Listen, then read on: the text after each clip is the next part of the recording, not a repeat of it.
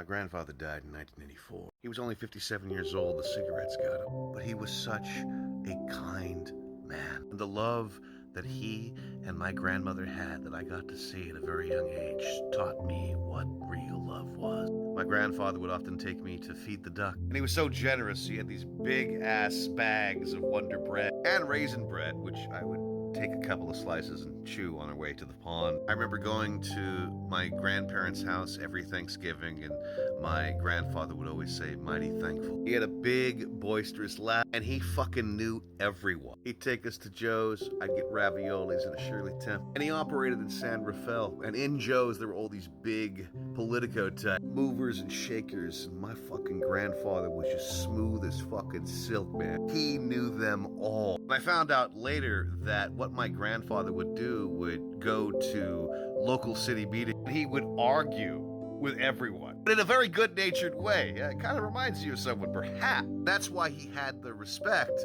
of everyone in San Rafael. I think this was his way of getting clients, because he was also an electrical engineer. He fucking designed buildings in China. That's how fucking awesome he was. My grandparents had this dog who was very vicious by the name of Charlie. This dog was just completely mean and barked at everyone. One time when my grandmother wasn't there and it was just me and my granddad, my grandfather tried to broker a peace between Charlie and me.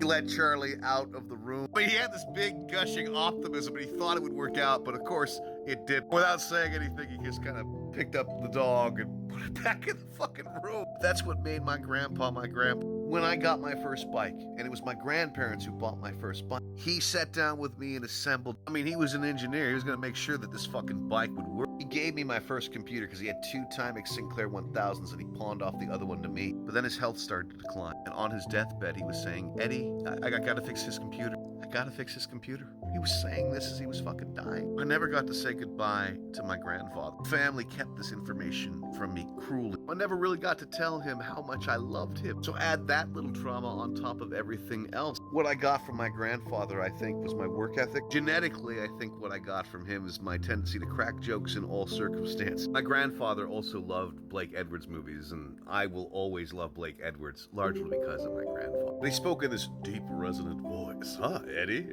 I had really shitty parents, but I had great fucking grandparents.